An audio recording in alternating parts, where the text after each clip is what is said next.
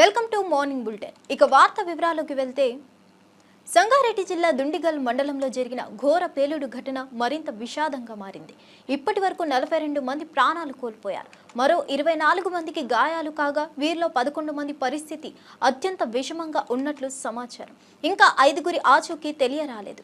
Rescue టీంలు ఘటనా స్థలాలలోకి పరిశోధన కొనసాగిస్తున్నాయి. మృతదేహాల గుర్తింపు ప్రక్రియ కొనసాగుతుంది. పేలుడుతో పరిసర ప్రాంతాల్లో తీవ్ర అనంతరం నెలకొంది.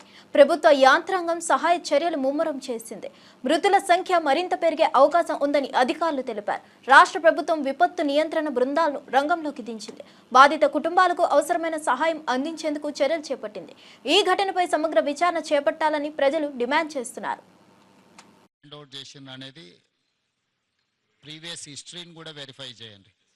దాని తర్వాత ఇప్పుడు జరిగిన యాక్సిడెంట్కు ఎక్స్పర్ట్స్ను పెట్టి వాళ్ళు ఎక్స్పర్ట్స్ ఒపీనియన్ కలెక్ట్ చేయండి. జనరల్ ఒపీనియన్స్ లేకపోతే అజంప్షన్స్తోని don't conclude with assumption or general opinion. I need specific reason for this accident, then only we can address. ఇప్పుడు ఈరోజు ఇక్కడ జరిగింది, ఇట్లాంటి సిమిలర్ ఇతర పరిశ్రమలలో కూడా ఇట్లాంటి సమస్య రాకుండా ఉండాలంటే మనం ఏం ఇన్స్ట్రక్షన్స్ ఇవ్వాలి, వేటి మీద ఫోకస్ పెట్టాలనేది కూడా మనకు అర్థం కావాలి. దీని నుంచి మీరు నేర్చుకోవాల్సింది, దీని నుంచి చూడాల్సింది రెండు ఉన్నాయి. ఒకటి డీటెయిల్ రిపోర్ట్ కావాలి నాకు. డీటెయిల్ రిపోర్ట్ మీద ఇమ్మీడియట్గా మీరు దీన్ని అడ్రస్ చేయండి. ఈ అంటే ఎక్స్పర్ట్స్ను కాన్స్టిట్యూట్ చేయండి. ఇట్ ఈస్ జనరల్ ఒపీనియన్స్ మీద పోకండి. దీని రిలేట్ ఏముందో ఆల్రెడీ ఇన్స్పెక్షన్ చేసిన వాళ్ళని వేయకండి. బయట నుంచి ఆఫీసర్లను డెప్యూట్ చేయండి. ఆల్రెడీ ఇన్స్పెక్షన్ చేసి ఆల్రెడీ దీని మీద ఉన్న వాళ్ళను మళ్ళీ ఒపీనియన్కి ఇస్తే they don't say anything. So కొత్త వాళ్ళను దీన్ని వేసి దీని మీద టోటల్గా డీటెయిల్ రిపోర్ట్ అనేది దీని మీద ఇమ్మీడియట్గా తీసుకోండి. ఈ రిపోర్ట్స్ బేసిస్ మీద ఈ పాశమైలారంలో ఉన్న ఇండస్ట్రీలో ఇట్లాంటివి ఏమేమి ఉన్నాయి, వేటి మీద ఇంకా ఇట్లాంటి గతంలో ఇట్లాంటి ఏమైనా డిఫిషియన్సీ ఉండి వాళ్ళకి నోటీసులు ఇస్తే వాళ్ళు కంప్లై చేసిండ్రా లేదా, ఇమ్మీడియట్గా మిగతా వాటిని కూడా అడ్రస్ చేయాలి. మీకు ఇన్సిడెంట్ యాక్సిడెంట్ కానంత వరకు అంత బాగానే కనిపిస్తుంది. ఒక్కసారి సీరియస్ ఇష్యూ అయితే మళ్ళీ తర్వాత ఇదవుద్ది. దాని తర్వాత మళ్ళీ జరిగిన తర్వాత నువ్వేం చేయడానికి లేదు. కాబట్టి ఇమ్మీడియట్గా మా అధికారులను అందరిని ఇచ్చి నువ్వు పర్సనల్గా సూపర్వైజ్ చేసి దీని మీద రిపోర్ట్స్ అన్నిటిని కూడా మీరు పర్సనల్ కూర్చొని చేయండి. This point number 1. రంగనాథ్, మీరు ఎవరు డిజాస్టర్ మేనేజ్మెంట్ ఎవరు లీడ్ చేస్తున్నారు? పటాన్చెరు ధృవ ఆసుపత్రిని సందర్శించిన తెలంగాణ సీఎం రేవంత్ రెడ్డి సిగాచి పరిశ్రమల ఘోర పేలుడు ఘటనలో గాయపడిన బాధితులను పరామర్శించారు. ఆసుపత్రిలో చికిత్స పొందుతున్న ప్రతి ఒక్కరిని వ్యక్తిగతంగా పరామర్శించి వారి ఆరోగ్య పరిస్థితిపై వైద్యుల నుంచి పూర్తి సమాచారం తీసుకున్నారు. శరీరంపై తీవ్రమైన గాయాలతో బాధపడుతున్న వారికి ధైర్యం చెప్పిన సీఎం ప్రభుత్వం పూర్తి సహాయం అందిస్తుందని భరోసా ఇచ్చారు. అవసరమైన అన్ని వైద్య సదుపాయాలను తక్షణం అందుబాటులో ఉంచాలని అధికారులను ఆదేశించారు. బాధిత కుటుంబాలకు ప్రభుత్వం అండగా నిలుస్తుందన్నారు. ఘటనా స్థితిని సమీక్షించిన సీఎం సహాయక చర్యలను మరింత వేగవంతం చేయాలని సూచించారు.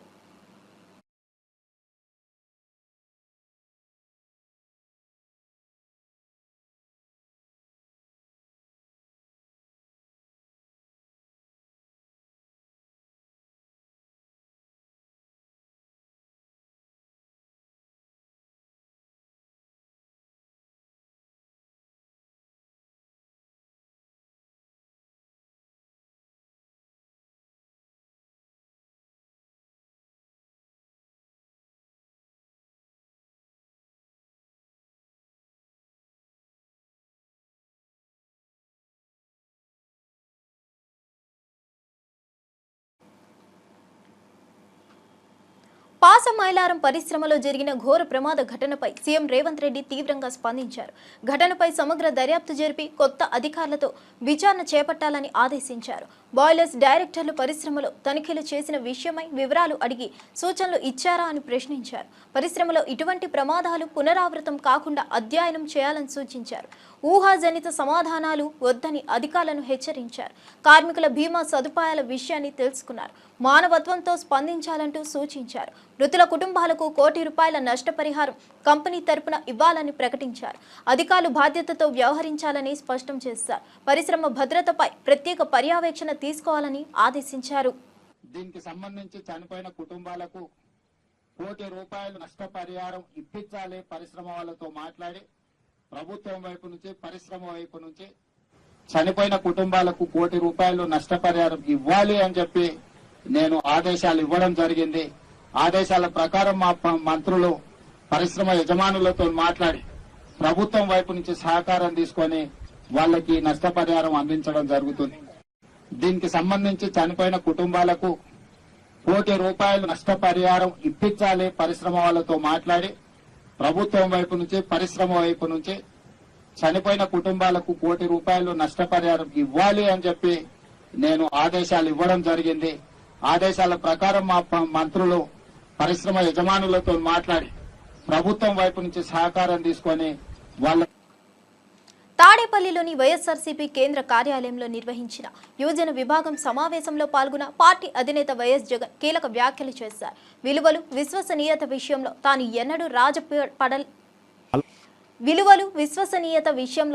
ఎన్నడూ రాజీ పడలేదని స్పష్టం చేశారు. పార్టీ స్థాపన సమయంలో తనతో కలిసి రాలేమని చెప్పిన వారు రాజీనామా చేసి తర్వాత తిరిగి వచ్చారని గుర్తు చేశారు. ఉప ఎన్నికల్లో అత్యధిక మెజార్టీతో గెలిచి ప్రమాణ స్వీకారం చేసిన సమయంలో పార్లమెంట్లోని ప్రతి తల తన వైపు చూసిందని తెలిపారు. పార్టీ కోసం ప్రతి కార్యకర్త దృఢ నమ్మకంతో ముందుకు సాగాలని పిలుపునిచ్చారు. ఈ కార్యక్రమానికి యువజన విభాగం నాయకుడు బైరెడ్డి సిద్ధార్థరెడ్డి కూడా హాజరయ్యారు. యువజన నేతలతో జరిపిన ఈ సమావేశం పార్టీ భవిష్యత్తుకు దిశానిర్దేశంగా నిలిచింది. నాతో పాటు కొంతమంది నాయకులు, నా మీద వ్యక్తిగతంగా అభిమానం ఉన్న నాయకులు కొంతమంది, మా కడప జిల్లాల నుంచి మరి ముఖ్యంగా కొంతమంది నాయకులు నాతో పాటు రావాలని అడుగులు ముందుకేశారు. నేనన్నా నా పరిస్థితి ఏమిటో నాకే అర్థం కావడం లేదు. అందరూ అంటా ఉన్నారు కేంద్రంలో కాంగ్రెస్ పార్టీతో ఢీకొంటా ఉన్నాం, రాష్ట్రంలో ముఖ్యమంత్రితో ఢీకొంటా ఉన్నాం కాంగ్రెస్ పార్టీతో. ఇలాంటి పరిస్థితుల్లో నా పరిస్థితి అగమ్య గోచరంగా ఉన్నప్పుడు నేను మిమ్మల్ని నాతో పాటు రమ్మని చెప్పి నేను చెప్పలేను. దేవుడు ఆశీర్వదించి నేను ఎదిగినప్పుడు, నేను బాగున్నప్పుడు అప్పుడు రండి అని చెప్పి కొంతమందికి చెప్పిన. ఇట్లా రాష్ట్రం వైపు తిరిగి చూస్తే ఎవ్వరూ లేరు వెనకాల,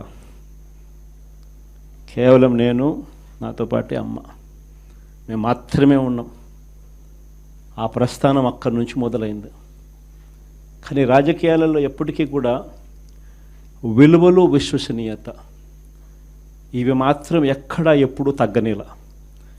ఎన్ని కష్టాలు వచ్చినా కూడా ఇటువైపు చూస్తే పొలిటికల్ ఒబ్లీవియన్ అంటారు, ఏ రోజు కూడా కాంప్రమైజ్ కాల. విలువలు, విశ్వసనీయత అన్న దానికి మాత్రం పెద్దపీట వేశాం. విలువలు, విశ్వసనీయత అన్నది ఎట్లాంటి పరిస్థితిలో ఉన్నా కూడా ఏ రోజు కూడా అవి ప్రశ్నించే పరిస్థితిలో ఏ రోజు రాజకీయాలు ఎప్పుడు చేయలే. అక్కడి నుంచి సాగింది రాజకీయ ప్రయాణం. లక్షల కోట్ల రూపాయలు ఖర్చు చేసి నిర్మించిన కాళేశ్వరం ప్రాజెక్టు నుంచి గరిష్టంగా 168 టీఎంసీల నీటిని ఎత్తిపోసారని సీఎం రేవంత్ రెడ్డి వెల్లడించారు. అసలు ప్రాజెక్టు నుంచి 240 టీఎంసీల నీరు ఎత్తిపోతామని చెప్పి చివరికి అంత జలగంగగా మిగిలిపోయిందని ఎద్దేవా చేశారు.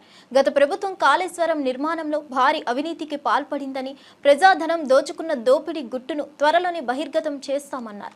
తెలంగాణలో రైతుల పంటలకు నీరు అందించాలంటే ప్రాజెక్టులు సమర్థవంతంగా పనిచేయాలని తెలిపారు. నీటి పారుదల శాఖను పూర్తిగా పరిశీలించి పారదర్శకంగా నడిపించేందుకు చర్యలు తీసుకుంటామని సీఎం హామీ ఇచ్చారు. కాళేశ్వరం తప్పిదాలపై తాము మౌనంగా ఉండబోమని, బాధ్యులపై విచారణ తప్పదని రేవంత్ రెడ్డి స్పష్టం చేశారు. నీళ్ల మీదనే మన ప్రధానమైన చర్చ జరిగింది. నీళ్లకు, నాగరికతకు ఎంత దగ్గర సంబంధం ఉంటుందో, నీళ్లకు తెలంగాణ ప్రజలకు అంతకంటే దగ్గరగా వాటితో అనుబంధం ఉన్నది. ఈ నీళ్లలో జరిగిన అన్యాయమే ప్రత్యేక రాష్ట్ర పోరాటానికి పునాది పడ్డది. తెలంగాణలో ఉన్న ఎవరైనా ఏ విషయంలో అయినా ప్రధానంగా ఈరోజు ఈ సమావేశ స్థలిలో ఉన్నవాళ్ళు మిగతా విషయాలలో ఏకాభిప్రాయం ఉన్నా లేకపోయినా, భిన్నాభిప్రాయాలు ఉన్నా, నీళ్ల విషయంలో మనందరికీ ఏకాభిప్రాయం ఉన్నది. తెలంగాణ రైతులు, తెలంగాణ ప్రజల యొక్క హక్కులను కాపాడాలి, దానికి సంబంధించి తెలంగాణ ప్రజల యొక్క నీటి హక్కులను కాపాడాలంటే ఒకటి సాంకేతికంగా, 2 రాజకీయపరమైన విధానము, 3 న్యాయపరమైన విధానం. సమయం సందర్భాన్ని బట్టి వ్యూహాత్మకంగా వ్యవహరించి తెలంగాణ ప్రజల యొక్క హక్కులను కాపాడాలనేది ఈ సమావేశంలో ఉన్న అందరి ఆలోచన, ముఖ్య ఉద్దేశం. ప్రాజెక్టుల యొక్క అనుమతులకు సంబంధించి తెలంగాణ రాష్ట్ర ప్రభుత్వ సాగునీటి పారుదల శాఖ మంత్రివర్యులు ఉత్తమ్ కుమార్ రెడ్డి గారు ఒక సంపూర్ణమైన ముఖ చిత్రం గోదావరి జలాల బల్కంపేట ఎల్లమ్మ తల్లి కళ్యాణ మహోత్సవాల్లో మాజీ మంత్రి సంచలన నేత తలసాని శ్రీనివాస్ యాదవ్ హాజరయ్యారు. అమ్మవారి కళ్యాణోత్సవంలో పాల్గొన్న ఆయన ప్రత్యేక పూజలు నిర్వహించారు. ఆలయ ప్రాంగణంలో భక్తుల ఉత్సాహం మధ్య అమ్మవారికి శ్రద్ధాపూర్వకంగా నమస్కరించారు. ఆలయ కమిటీ సభ్యులు, అధికారులు తలసానిని అభినందించారు. ఈ కార్యక్రమంలో పాల్గొనడం ఆనందంగా ఉందని ఆయన తెలిపారు. భక్త జనానికి ఎలాంటి అసౌకర్యం కలగకుండా అధికారులతో సమీక్ష చేపట్టారు. ప్రతి ఏటా ఎల్లమ్మ కళ్యాణం అత్యంత వైభవంగా జరుగుతుందని, ప్రభుత్వ మద్దతుతో మరింత విస్తృతంగా నిర్వహించాలని సూచించారు. ఆలయ అభివృద్ధికి తమ వంతు సహకారం అందిస్తామని తెలిపారు.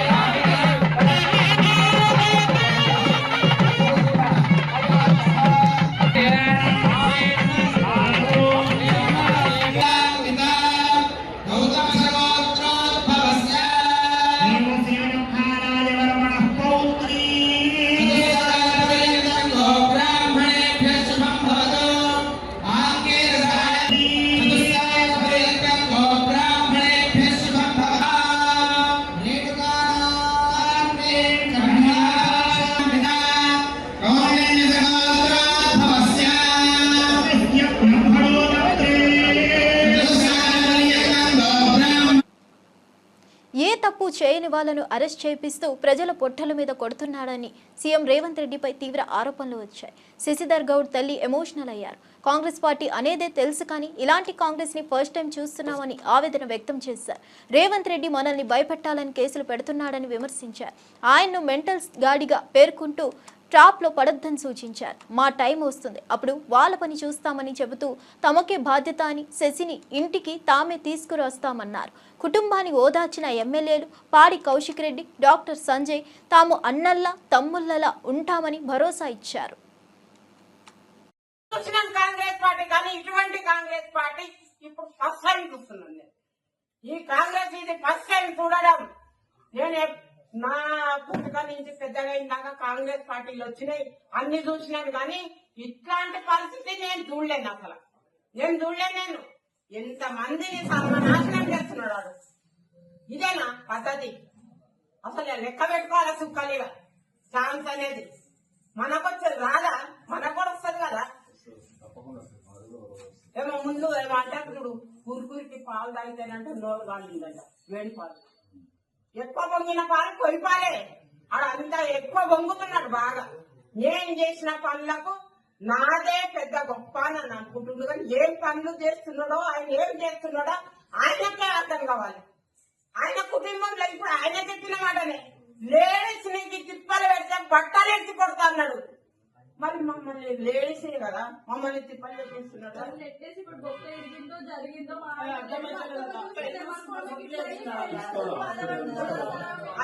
ఇప్పుడు మనం అంతా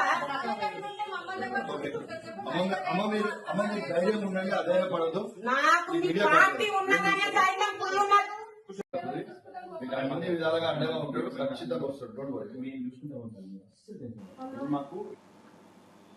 తాడిపత్రి రాజకీయాలు మళ్లీ వేడెక్కాయి. పెద్దారెడ్డిపై జేసీ ప్రభాకర్ రెడ్డి ఘాటు వ్యాఖ్యలు చేశారు. నువ్వు కుక్క గాడిదకు పుట్టిన క్రాస్ బీడ్వి, నీ గురించి ఇకపై మాట్లాడడం ఇదే చివరిసారి అంటూ తీవ్ర స్థాయిలో విరుచుకుపడ్డారు.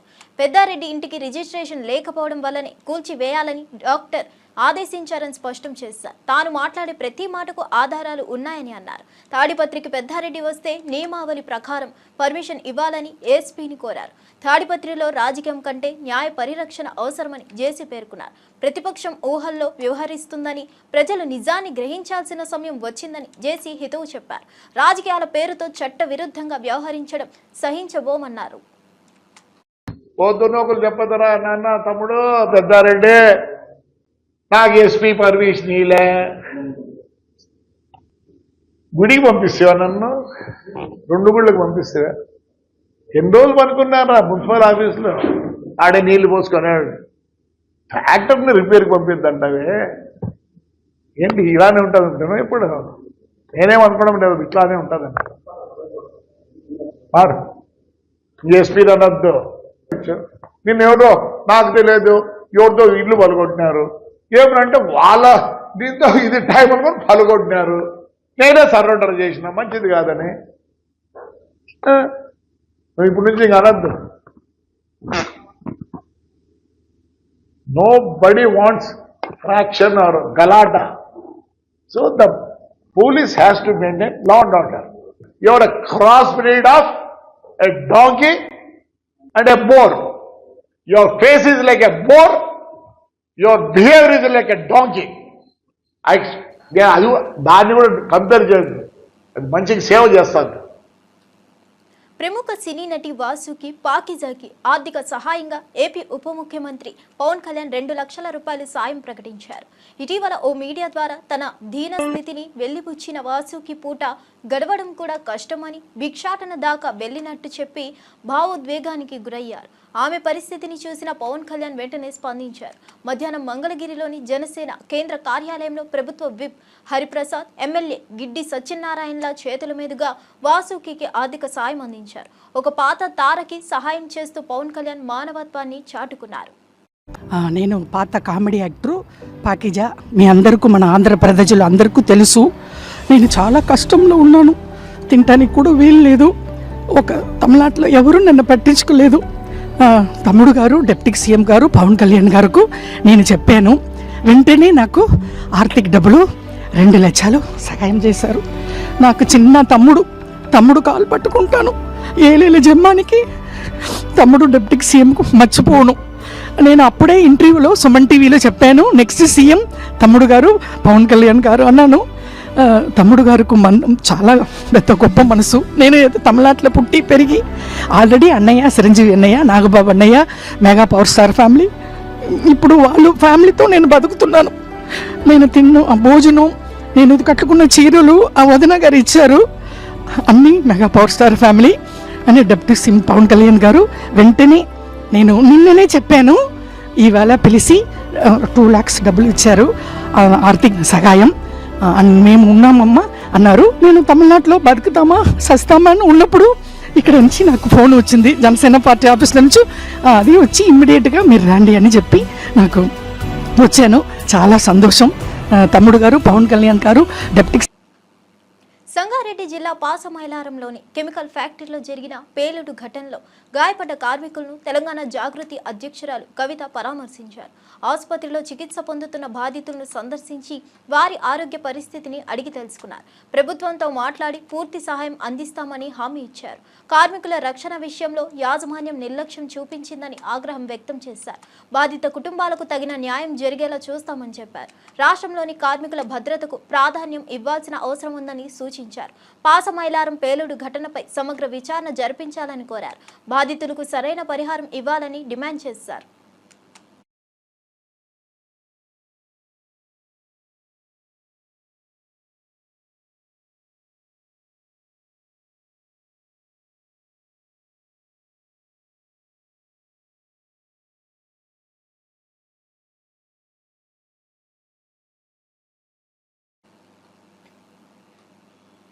బనకచర్ల ప్రాజెక్ట్ అనుమతుల అంశంలో సీఎం రేవంత్ రెడ్డి తీసుకున్న అగ్రెసివ్ స్టెప్ వల్లే కేంద్ర నిపుణుల కమిటీ అనుమతులు ఇవ్వలేమని తేల్చి చెప్పిందని ఎంపీ చామల కిరణ్ కుమార్ రెడ్డి అన్నారు.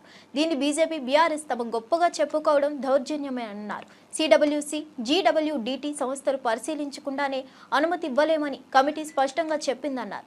అనేకసార్లు తెలంగాణ ప్రభుత్వం కేంద్ర జలశక్తి మంత్రిత్వ శాఖ దృష్టికి తీసుకెళ్లినా కేంద్రం స్పందించలేదన్నారు. ఇక్కడ అధికారుల ప్రెజెంటేషన్ జరుగుతున్నా ముందుగానే కిషన్ రెడ్డి వెళ్లి కేంద్ర మంత్రిని కలవడం అన్యాయమని విమర్శించారు. తెలంగాణ కాంగ్రెస్ ప్రభుత్వం స్వాగతిస్తుంది. ముఖ్యంగా వారు చెప్పింది ఏంటంటే కేంద్ర జల సంఘం అలాగే గోదావరి నదీ జలాల వివాదాల ట్రిబ్యునల్ ఈ రెండు పరిశీలించకుండా రెండు రాష్ట్రాలు సఖ్యతకు రాకుండా ఈ యొక్క ప్రాజెక్టుకు అనుమతులు ఇవ్వడం వీలు కాదని చెప్పడం జరిగింది. దీన్ని బీఆర్ఎస్ పార్టీ నాయకులు హరీష్ రావు గారు, బీజేపీ నాయకులు బండి సంజయ్ గారు నిన్న సాయంత్రం స్పందిస్తూ ఇది వారు చేసిన ప్రయత్నం మూలంగానే జరిగిందని చెప్పి తెలంగాణ ప్రజలకు వారి గొప్పలు చెప్పుకునే ప్రయత్నం చేస్తారు.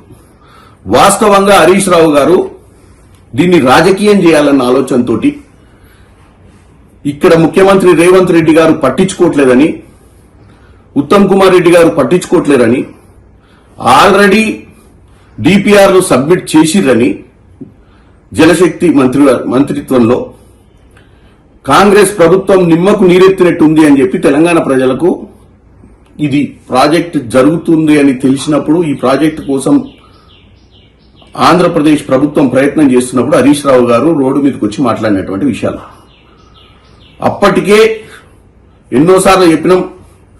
గత 4-5 నెలలు 6 నెలల నుంచే కాంగ్రెస్ ప్రభుత్వం పదే పదే సెంట్రల్ గవర్నమెంట్ లో ఉన్నటువంటి జలశక్తి మంత్రిత్వ శాఖను అలాగే సెంట్రల్ వాటర్ కమిషన్ ని అందరినీ కూడా కలిసి ఈ యొక్క ప్రాజెక్టుకు అనుమతులు ఇవ్వొద్దని, ఈ ప్రాజెక్టుకు అనుమతులు ఇస్తే తెలంగాణలో జరుగుతున్నటువంటి ప్రాజెక్టులు మునుముందు తెలంగాణకు రావాల్సినటువంటి నీటి భాగం, ఎందుకంటే ఫ్లడ్ వాటర్ ఎంత ఉందో మనకు అంచనాలు లేవని చెప్పడం జరిగింది. నిన్న మొన్న మీరు చూసిరు, మొన్న లాస్ట్ వీక్ బిఫోర్ వీక్ ముఖ్యమంత్రి రేవంత్ రెడ్డి గారు, ఉత్తమ్ కుమార్ రెడ్డి గారు పర్సనల్ గా కూడా వెళ్లడం జరిగింది. ఆ రోజు కూడా బీజేపీ నాయకులను కిషన్ రెడ్డి గారిని అందరినీ కూడా సెక్రటేరియట్ పిలిస్తే కిషన్ రెడ్డి గారు రాకుండా కిషన్ రెడ్డి గారు ముందు రోజే పోయి అక్కడ కలవడం జరిగింది. ఎప్పుడైతే తెలంగాణ వ్యతిరేకిస్తుందో, ఎప్పుడైతే ఇది జరుగుతుందని తెలిసిందో, ఎప్పుడైతే రాష్ట్ర ప్రభుత్వం దీన్ని సీరియస్ గా తీసుకుందని తెలిసిన తర్వాత బీజేపీ నాయకులు, ఎందుకంటే ముఖ్యంగా చంద్రబాబు నాయుడు వాళ్ళకి ఈరోజు చాలా అవసరమైనటువంటి పొలిటికల్ పార్టీ చంద్రబాబు నాయుడుది, 18th లోక్సభలో ఈ రోజు వాళ్ళ స్థానాన్ని ఈ రోజు ప్రభుత్వంలో కాపాడినటువంటి పరిస్థితి ఆ పార్టీకి ఉంది. కాబట్టి ఆ పార్టీకి ఎదురు అనకాపల్లి జిల్లా పాయకరావుపేట నియోజకవర్గంలోని కోట ఊరట్ల మండలంలో హోంమంత్రి వంగలపూడి అనిత పర్యటించారు. బాపిరాజు, కొత్తపల్లి గ్రామస్తులు మంత్రికి ఘన స్వాగతం పలికారు. అడుగడుగునా మహిళలు హారతులు ఇస్తూ అట్టహాసంగా ఆత్మీయత చూపారు. గ్రామంలో పింఛన్లను మంత్రితో పంపిణీ చేయించారు. ప్రజలతో ప్రత్యక్షంగా మమేకమవుతూ సమస్యలు అడిగి తెలుసుకున్నారు. అభివృద్ధికి కృషి చేస్తామని హామీ ఇచ్చారు.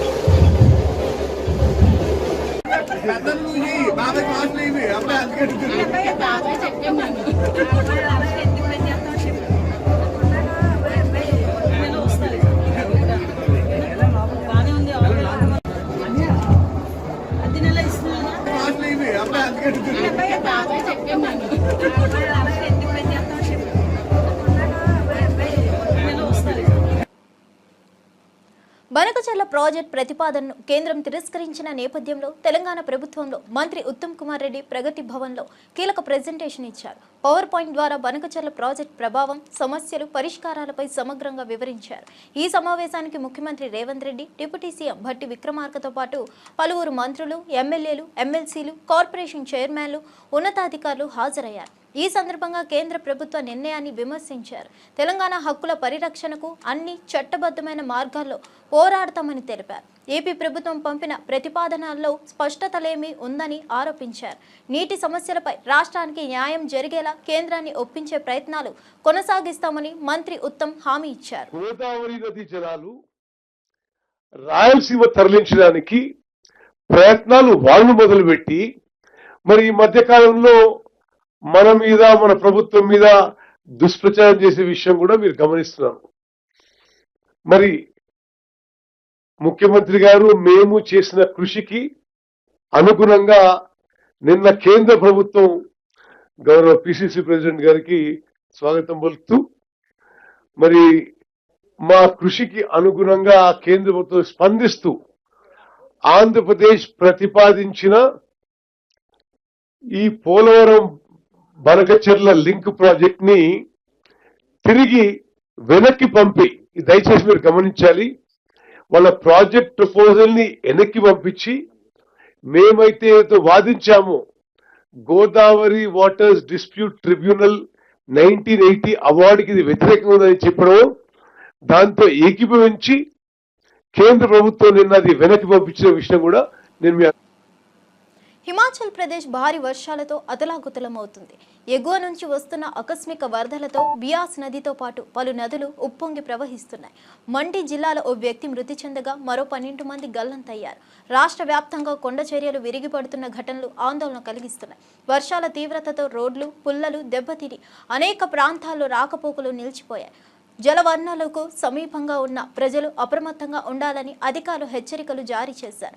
భద్రతా బలగాలు, రెస్క్యూ బృందాలు రంగంలోకి దిగాయి. పర్యాటక ప్రాంతాల్లో హెచ్చరికలు జారీ చేసి పర్యాటకులను ఆ ప్రాంతాలకు వెళ్లవద్దని సూచిస్తున్నారు.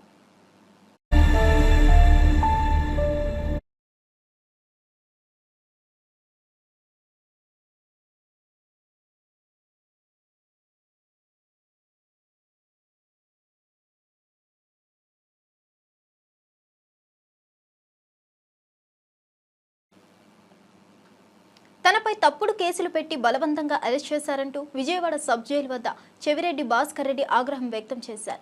ఈ దొంగ కేసులతో మమ్మల్ని వేధిస్తున్నారని తీవ్రంగా మండిపడ్డారు. తనపై రాగాల పచ్చిదాగల కుట్రలు చేస్తున్నారని ఆరోపించారు.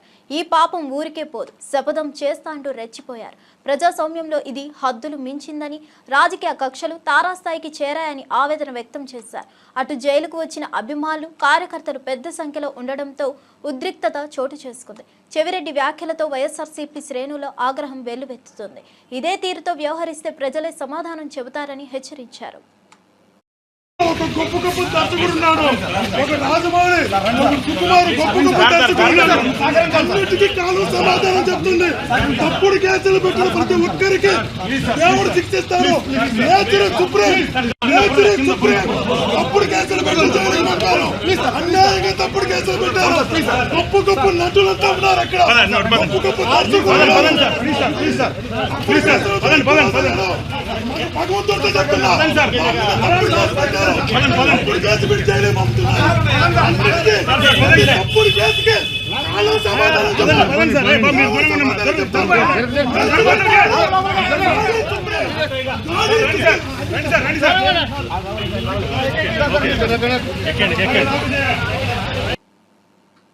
మరిన్ని అప్డేట్స్ కోసం చూస్తూనే ఉండండి.